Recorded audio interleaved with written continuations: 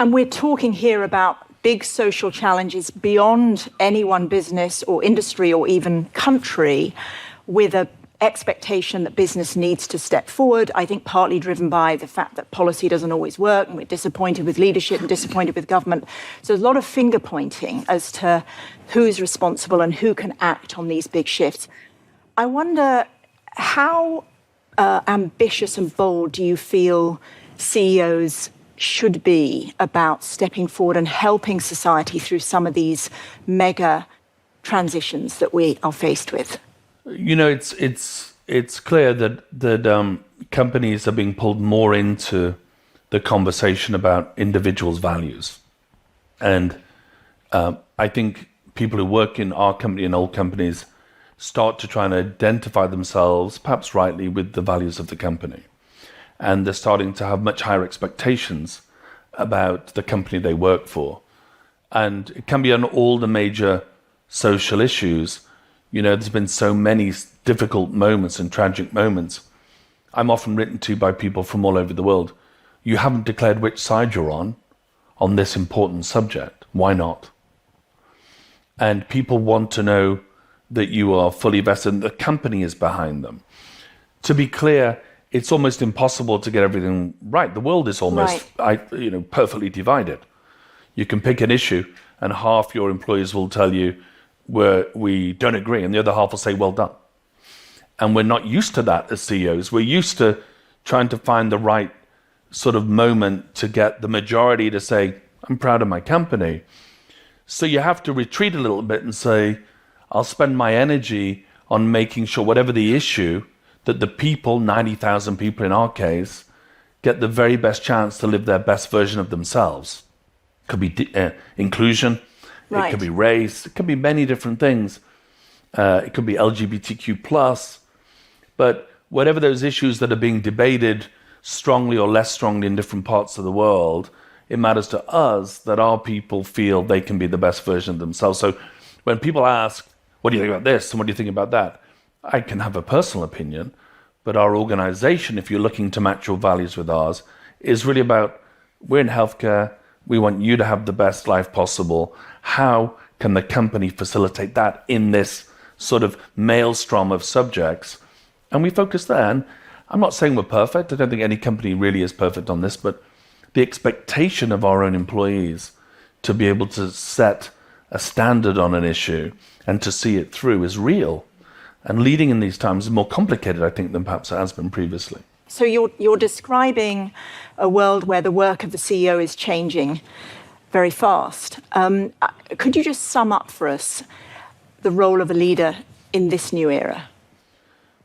Well, I took this role at the end of 2019 and thought I will roll through my 100-day plan and I will amble through getting around town halls across the world and shake a lot of hands and do a listening tour. And a pandemic dropped on us within a few weeks after that, and worked out of the kitchen not far from here.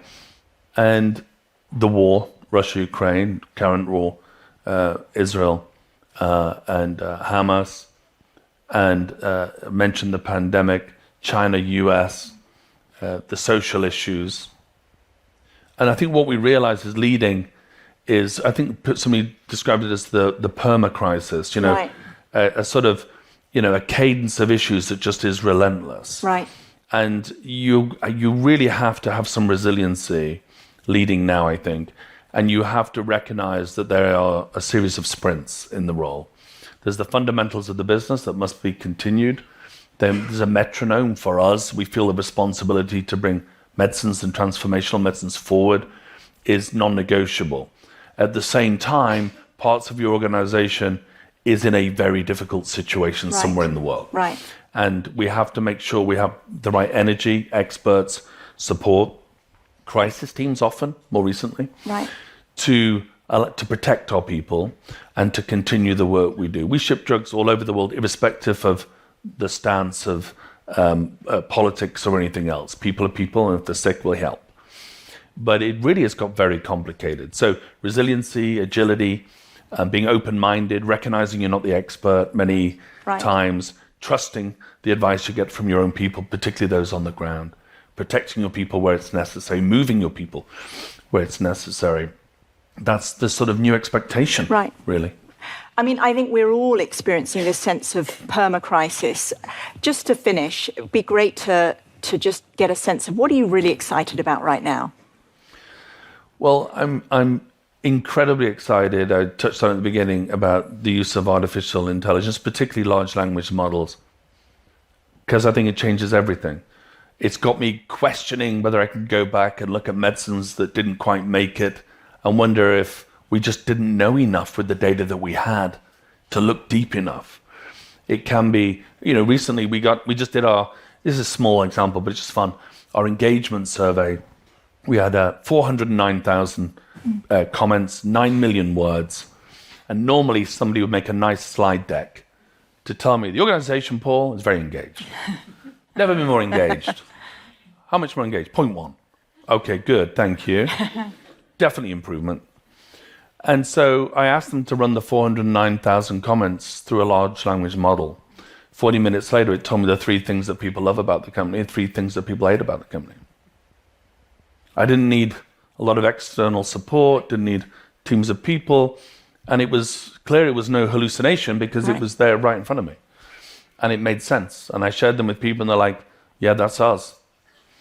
And I think that's the difference between meaningful work using. Let's talk about what it tells us about whether our people really like it here and bring their best or not. I think AI, for me, a relatively new CEO, I have a chance to disrupt structural biology, electron microscopy.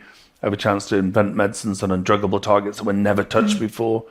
I have a chance to take away the sort of, I should put it, the heavy lifting, unglamorous work that people don't like doing. I have a chance to reinvent everything, to do it more efficiently, reinvest in R&D. And I have a chance to get ahead of the competition. While they're all worrying, we have governance. Right. But every step forward by us is a step of leaving behind those that are overly sensitive. And we're happy to share, but we can do incredible things for patients and for the people in the company by being more bold about stepping into the new world. Your passion is infectious. Thank you. Thank you very much, Paul. Great to be with you. Thank you.